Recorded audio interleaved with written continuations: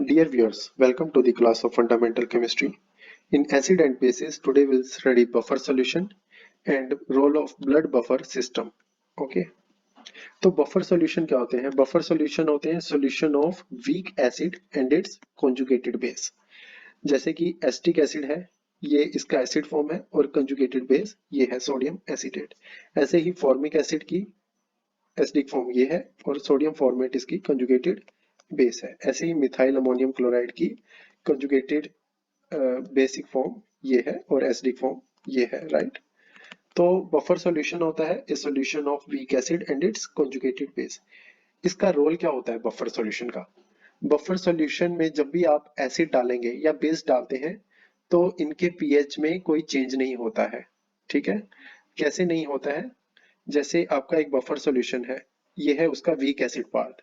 जब आप इसमें आप बेस डालते हैं थोड़ा सा sodium hydroxide, right, sodium hydroxide का जो बेसिक पार्ट है वो प्रोटॉन एब्स्ट्रैक्ट करके वाटर बन जाएगा और कंजुगेटेड बेस बन जाएगा।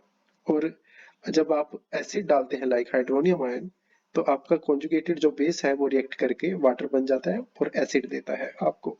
ठीक है, तो ये ड्रास्टिक चेंज नहीं होने देते पीएच की, जस्ट माइल्ड चेंज अलाउ करते हैं बफर सॉल्यूशन। तो इसका हमारे बॉडी में क्या रोल है बफर सिस्टम? तो ऐसे ही हमारे बॉडी में बहुत सारे बफर सिस्टम है। तो इसमें अब हम पढ़ेंगे कि ब्लड बफर सिस्टम कैसे एक्ट करता है। मीन्स अगर आपके ब्लड में एसिड कंटेंट ज्यादा हो जाए या बेसिक कंटेंट ज्यादा हो जाए तो कौन सा बफर सिस्टम मेंटेन करता है पीएच ऑफ ब्लड। तो उससे पहले हम पढ़ते हैं ब्लड का जो पीएच होता है वो होता है अराउंड 7.4।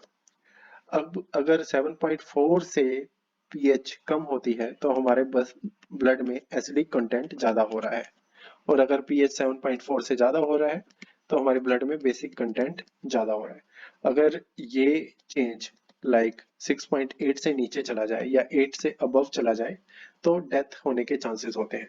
तो कौन सा सिस्टम हमारी ब्लड में मेंटेन करता है हमारे ब्लड के पीएच को? तो वो है carbonic acid and bicarbonate system. Carbonic acid and bicarbonate system. तो ये है वो H2CO3 और इसका बाइकार्बोनेट HCO3 नेगेटिव।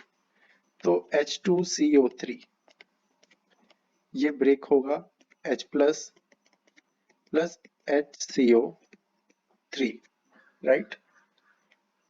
और ये कार्बोनिक एसिड रिलीज होता है हमारी बॉडी से in the form of water plus carbon dioxide, right. अब हम एक केस लेते हैं एसिडोसिस का। एसिडोसिस मीन्स आपके ब्लड में H प्लस कंसंट्रेशन ज्यादा हो रही है।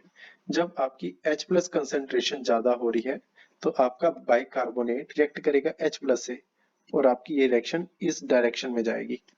मीन्स आपका बाइकार्बोनेट रिएक्ट करेगा H प्लस से तो आपको मिलेगा कार्बोनिक एसिड, और ये कार्बोनिक एसिड ब्रेक डाउन होगा वाटर एंड कार्बन डाइऑक्साइड में, और कार्बन यहाँ पे आएगा आपके लंग्स का रोल, और ये कार्बन डाइऑक्साइड थ्रू लंग्स बाहर निकलेगा हमारी बॉडी से थ्रू रेस्पिरेशन, राइट।